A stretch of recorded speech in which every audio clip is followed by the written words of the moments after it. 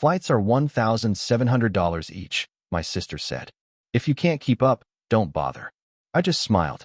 A day later, my card was charged $6,800 for their business class seats. Not mine. I froze the account, disputed every cent, and then booked a $11,000 suite in Dubai. As they were denied boarding, my sister texted, "What did you do?" I just replied, "Upgraded my plans." That night, my mom was at my door with a lawyer. I, 32M, had always been the family ATM, though I didn't realize it until the Dubai incident made everything crystal clear. My sister had called me 3 weeks before the supposed family vacation, her voice dripping with that particular tone she reserved for when she wanted something. She told me about this amazing trip she'd planned to Dubai, how it would be perfect for all of us, how we needed this time together. The price tag was steep, she said, $1,700 per person for the flights alone. She asked if I could handle that, or if I should sit this one out. There was a challenge in her voice, the same challenge that had been there since we were kids, since she'd learned that pushing my buttons got her what she wanted. I smiled into the phone and told her to send me the details. I had a good job in tech consulting, had worked my way up over the past decade, and yes, I could afford it. What I didn't tell her was that I'd been keeping track lately, noticing patterns I'd been blind to for years. The flight information came through email that evening. My sister had attached a spreadsheet, color-coded and detailed, showing costs for everything from hotels to activities. My portion came to just over $9,000. I stared at that number for a long time, my coffee going cold beside my laptop. $9,000 for a week-long trip. It was aggressive, but not impossible. I told her I'd think about it. She called back within an hour. Mom wanted to know if I was in or out, she said. They needed to book soon or prices would jump. Her husband had already committed, and so had Mom's boyfriend. I was the last holdout, the one keeping everyone in limbo. The guilt trip was expertly delivered, wrapped in concern and family obligation. I told her I was in, that she could go ahead and book everything. She sounded pleased, almost surprised, and told me she'd take care of all the arrangements since she was so good at planning these things. That should have been my first warning sign. I gave her my credit card information 2 days later when she said the booking window was closing. She promised to send me confirmations for everything, told me how excited Mom was, how this would be the trip of a lifetime. I remember feeling good about it, feeling like maybe I was wrong about the growing distance I'd sensed in my family, the way conversations always seemed to circle back to what I could provide rather than who I was. The charge hit my account on a Tuesday morning. I was in a meeting when my phone buzzed with the bank alert. $6,800. Not $9,000. Not $1,700. $6,800. Charged to something called Premium Travel Services. I excused myself from the meeting and called my bank immediately. The representative pulled up the transaction and confirmed it was indeed for airline tickets, for business class seats from New York to Dubai. For seats. I asked her to repeat that. For business class seats, she confirmed, each priced at $1,700. My hands were shaking as I did the math. For tickets at $1,700 each. My sister, her husband, my mother, and her boyfriend. For business class tickets purchased with my money. I asked the representative about any other tickets on that transaction. She checked thoroughly and told me no, just those 4 business class seats. Nothing for me. Nothing in economy. Nothing at all. I sat in the empty conference room for 20 minutes, staring at my phone. The pieces fell into place with sickening clarity. My sister had never intended to book my ticket with that money.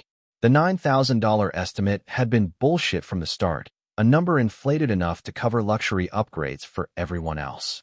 She'd planned to tell me later that my ticket was separate, probably act confused about why I thought it was included, maybe even suggest I'd misunderstood the whole arrangement. I called my sister. She didn't answer. I tried 3 more times over the next hour. Nothing.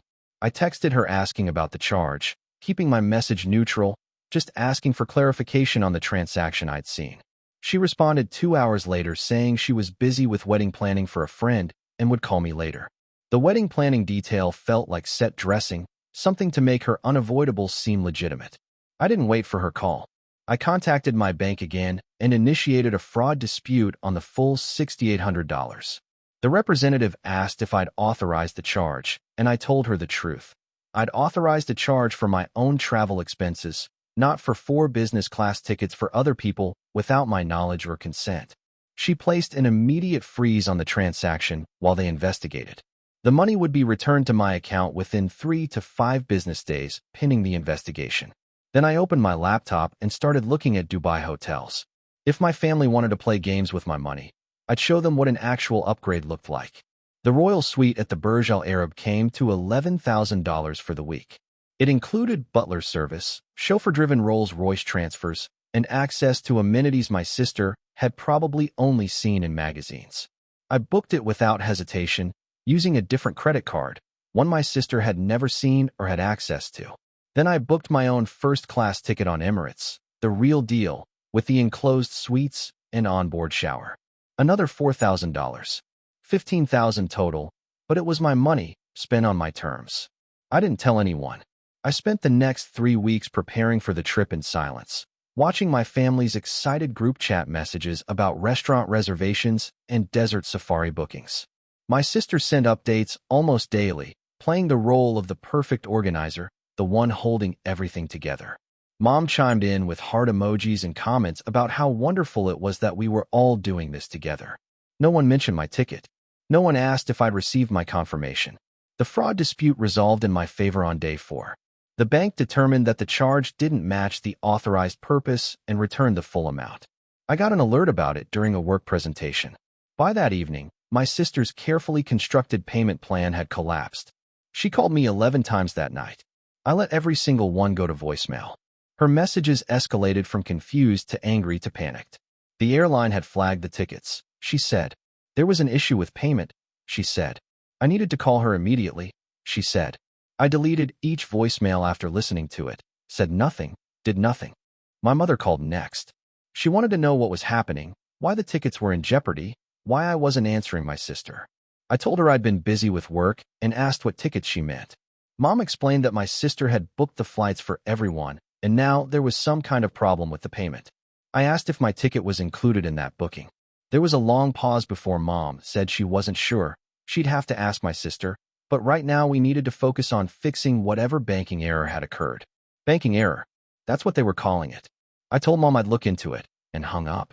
20 minutes later, my sister sent a long text explaining that there had been a misunderstanding, that she'd accidentally put the wrong tickets on my card, that she'd meant to charge her own card for the business class seats and use my money for something else. The something else was never specified. She needed me to call the bank and clear this up immediately. The flight was in 3 days. I responded with a single sentence. I didn't authorize business class tickets for other people. Her reply came in seconds. She said I was being ridiculous, that this was clearly a mistake, that I was ruining the family trip over nothing. She said Mom was devastated. She said I was being selfish and petty. She said a lot of things, actually, paragraph after paragraph of justifications and accusations, each one revealing more about how she'd seen me all these years, not as a brother, but as a resource to be managed and manipulated. I didn't respond. Instead, I finished packing for my own trip. The day of their flight, I was already at JFK, sitting in the Emirates lounge with a glass of champagne, when my phone exploded with messages. My sister had apparently arrived at the airport to discover that all 4 tickets had been canceled due to the payment dispute. The airline had refused to reissue them without full payment, and at this point, 3 hours before departure, the price had skyrocketed. Business class seats were now running $2,500 each. $10,000 total to recreate what my money had originally bought them. My sister's texts were frantic. She wanted to know what I'd done, why I'd sabotaged the trip, how I could do this to Mom. She called me a bastard, a psychopath, a miserable excuse for a brother. She said I'd always been jealous of her, that I couldn't stand to see her happy, that this was revenge for childhood slights I should have gotten over years ago. I replied while boarding my flight, upgraded my plans. Then I turned off my phone and settled into my enclosed first-class suite, the kind with actual closing doors and a bed that went fully flat. The kind my sister had apparently wanted for herself, funded by money she'd squeezed out of me through guilt and manipulation. Dubai was extraordinary. The royal suite was everything the photos had promised and more. Floor-to-ceiling windows overlooking the Persian Gulf, a marble staircase connecting 2 floors of pure luxury, staff who anticipated needs before I knew I had them. I spent my days doing exactly what I wanted, when I wanted, without coordinating with anyone or compromising on anything. I ate at restaurants that required months' advance reservations, but somehow found room for hotel guests. I went on a private desert safari, just me and a guide, watching the sunset over dunes without anyone complaining about the heat or rushing me along to the next activity. I turned my phone back on after 2 days. The messages were biblical in their volume and wrath. My sister had apparently tried everything, begging, threatening, bribing, to get me to reverse the dispute or send money for new tickets. When that failed, she'd turn to our extended family, painting me as the villain in a story where she was the innocent victim of my inexplicable cruelty. Cousins I hadn't spoken to in years had sent me messages asking what was wrong with me, how I could abandon family like this, whether I needed professional help for whatever breakdown I was clearly experiencing. Mom had sent a single text, "We need to talk when you get back." I didn't respond to any of it. I posted a single photo to Instagram. The view from my suite at sunset, the Burj Khalifa glittering in the distance, with no caption, no location tag, nothing that would give away where I was. But my sister knew. Of course she knew. She'd planned the whole Dubai trip, had probably looked at this exact hotel and dismissed it as too expensive, never imagining I'd be the one staying there while she sat at home. The comments on that post were telling. Friends congratulated me on the amazing trip. My sister's friends, the ones who'd heard her version of events, left carefully worded questions about whether I was traveling alone, whether everything was okay, passive-aggressive concern wrapped in casual curiosity. I was scheduled to return home on a Sunday evening. I landed at JFK around 8 p.m., exhausted but satisfied, still floating on the memory of a perfect week. I took my time getting through customs, collecting my luggage, arranging car service. It was nearly 10 p.m. when I pulled up to my apartment building in Manhattan. Mom was waiting in the lobby. She wasn't alone. She'd brought a man in an expensive suit carrying a leather briefcase, the kind lawyers carry when they want everyone to know they're lawyers. He introduced himself with a firm handshake and a name I immediately forgot because I was too busy processing the fact that my mother had brought legal representation to ambush me in my own building. Mom asked if we could talk upstairs. Her voice was tight, controlled, the tone she used when she was furious but trying to appear reasonable. I told her it was late, that I'd just gotten off a 15-hour flight, that whatever this was could wait until morning. The lawyer said it really couldn't, that time-sensitive matters were at stake, that it would be in my best interest to have this conversation now. I let them up because refusing would have caused a scene in my lobby, and my neighbors didn't need to witness whatever nightmare was about to unfold. We rode the elevator in silence, the tension so thick I could barely breathe. I unlocked my apartment, gestured them inside, and waited. Mom sat on my couch like she owned it. The lawyer remained standing, briefcase in hand, positioned near the door like he thought he might need a quick exit. I stood in my own living room feeling like an intruder, my suitcase still by the door, my body screaming for sleep I wasn't going to get. Mom started by saying she didn't understand what had happened, that the family she'd raised wouldn't act this way, that something had clearly gone wrong. She wanted to understand my perspective, she said, wanted to know why I'd felt the need to destroy a family vacation over what amounted to a simple miscommunication. I asked her what miscommunication she meant. She said the issue with the tickets, the confusion about who was paying for what. I asked her if she knew my card had been charged for 4 business class tickets that didn't include me. She hesitated, then said my sister had explained that it was a booking error, that she'd planned to fix it before I noticed. Fix it how, I asked. By telling me my ticket was separate and I needed to book it myself? By letting me show up at the airport with no flight? By hoping I'd just quietly absorb the cost of their upgrades and never mention it? Mom's expression flickered, not quite guilt, but close. She said I was being dramatic, that my sister had made a mistake, that families work through these things without scorched earth tactics and public humiliation. Public humiliation, I repeated. Like posting one photo from my vacation? Mom said I knew exactly what I'd done, that I'd deliberately rubbed their faces in it, that I'd spent an obscene amount of money specifically to hurt them. The lawyer cleared his throat, a warning sound, and Mom pivoted. She said they weren't here to argue about what had happened, they were here to discuss restitution. That's when the lawyer opened his briefcase and pulled out papers. He explained that my sister had incurred substantial damages due to my actions, non-refundable hotel deposits, lost wages from missing work, emotional distress. Mom had co-signed a loan to cover replacement flights that they'd ultimately not purchased, and now she was on the hook for that debt. They were prepared to pursue legal action for the full amount unless we could reach an agreement tonight. I asked how much they wanted. The lawyer named a figure, $12,000. I started laughing. I couldn't help it. The absurdity of sitting in my own apartment at 10:30 p.m., fresh off a flight, being threatened with a lawsuit over money my sister had literally stolen from me. It was too much. I laughed until tears ran down my face, until Mom's expression shifted from righteous anger to uncertainty, until the lawyer's professional facade cracked just slightly. When I finally stopped, I asked if they'd filed the lawsuit yet.